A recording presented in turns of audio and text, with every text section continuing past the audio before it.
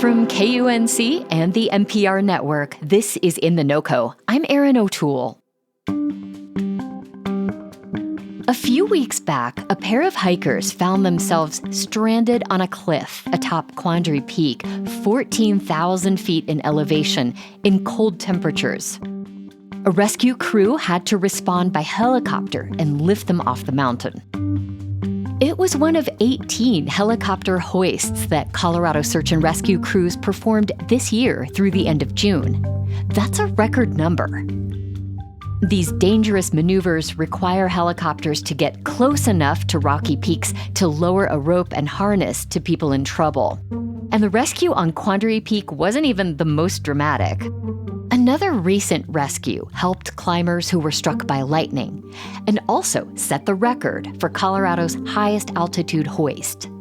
Anytime a helicopter is rescuing people from a mountain peak, it's obviously a resource-intensive rescue. That's Ryan Spencer, a reporter for the Summit Daily News, who wrote about this spike in helicopter hoists. He told me it's not clear why this increase in helicopter rescues is happening, but the stories about them are harrowing. Let's talk about some of these rescues. Ryan, one of the stories you wrote about was this rescue off Quandary Peak after a father and son went off trail and were cliffed out, which means they were stranded on a cliff. They spent the night in that spot on the mountain and were hoisted out by helicopter the following morning. Why couldn't the helicopter crew do the rescue at night? Nighttime is a dangerous time to perform rescue via helicopter. It's harder to see during the night, obviously. So really, they hold off until morning, especially when there's no immediate danger to the people who are stuck.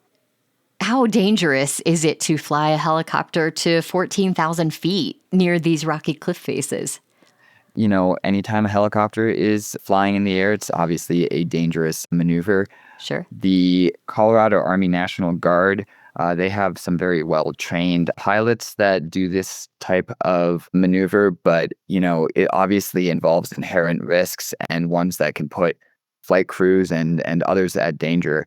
So they use these resources very sparingly and only in the most extreme circumstances when life, limb, or eyesight is at risk.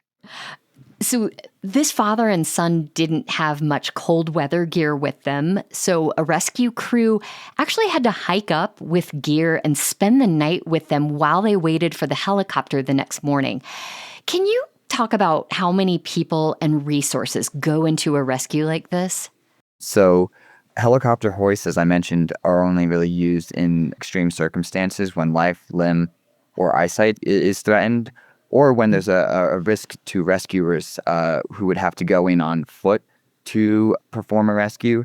And that was the case here on Quandary. Is these folks were cliffed out in a really dangerous spot and one where they could not be easily accessed by rescue teams on the ground. They called in a helicopter to help. So that sets off a whole chain of events. So in Colorado, search and rescue teams operate under the authority of local sheriff's offices. Okay. And when those local rescue teams need more resources, they contact the Colorado Search and Rescue Association. And they will, in a situation like this, request a hoist. And then the Colorado Search and Rescue Association will get in contact with an aviation resource manager with the Colorado Army National Guard. And the Colorado Army National Guard is actually the one who makes the decision on whether or not a helicopter hoist is warranted and whether or not the conditions are right for a helicopter hoist. Yeah. So at any given time, there could be, well over 20 people working on one of these rescues. Many of these rescues were called in by the people as they were stranded, which makes me wonder, can I count on having cell service at the top of a 14er? No, you definitely can't count on having cell service on top of a 14er. Just checking. So that's one of the reasons, search and rescue crews are recommending people carry devices like Garmin InReach or other satellite devices. Many cell phones nowadays have satellite emergency capabilities. So there are potentially ways for cell phones to reach 911 or emergency help in a scenario like this. But, it's something you should plan ahead for and not count on your cell phone being able to get you out of there. Rescue crews do very demanding work, often in very dangerous places. And this service is free in Colorado. Why do officials want this to remain a free service if it is so resource intensive? People are getting out there in the backcountry all the time in Colorado. And the Colorado Search and Rescue Association told me they want that to happen. People love the outdoors, and so do the rescuers. But, they want people to be safe when they're getting out there. Yeah. And they don't want people to hesitate when they are in a bad situation. Right. Bad situations happen in the backcountry. It's going to happen on occasion. But what can make a situation worse is waiting. If you're hurt or if you're stuck on a cliff, as we've seen several times, it's better to call for help early than to wait until the situation gets even worse. And not having to worry about, well, how much is this going to cost me, helps people avoid that hesitation. Exactly. What are some of the recommendations you got from staff at Colorado Search and Rescue about how to properly prepare to climb a 14er so you don't need to be rescued by helicopter? One thing the rescue groups mentioned to me is that there's no shortcuts on 14ers. If there was a shortcut, it would just be the standard route for the 14er. These mountains are high and tall and steep. So if you're looking down, you can sometimes maybe see a car in the parking lot below. And it's easy to think to yourself, hey, I'm just going to take this route straight ahead to get back down to my car. But that's how you find yourself in one of those situations where you're in terrain where it's so steep you can't climb up, you can't climb down.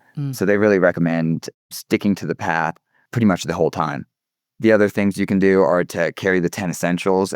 Those include items like warm clothes, even if you're only planning to hike during the daytime. And then the other, really important recommendation on 14ers is to start early and to end early. People start hiking these mountains often before dawn, sometimes around 4 a.m. Right. And the goal is to get down before noon because, as anyone that has lived in Colorado in the mountains for a while knows, we often see thunderstorms roll through in the afternoon, and it's much easier to avoid those by just getting off the mountain before the thunderstorm rolls through. Ryan, I'm curious, have you changed any of your own preparation for the 14ers you've been climbing this year? Yeah, definitely.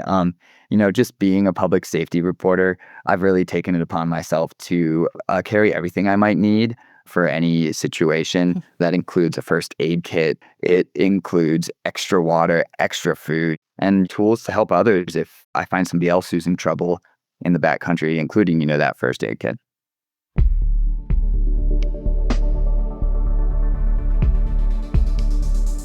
That's Ryan Spencer, a reporter for the Summit Daily News.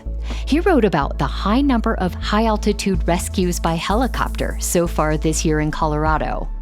We'll have a link to his story in our show notes and at KUNC.org.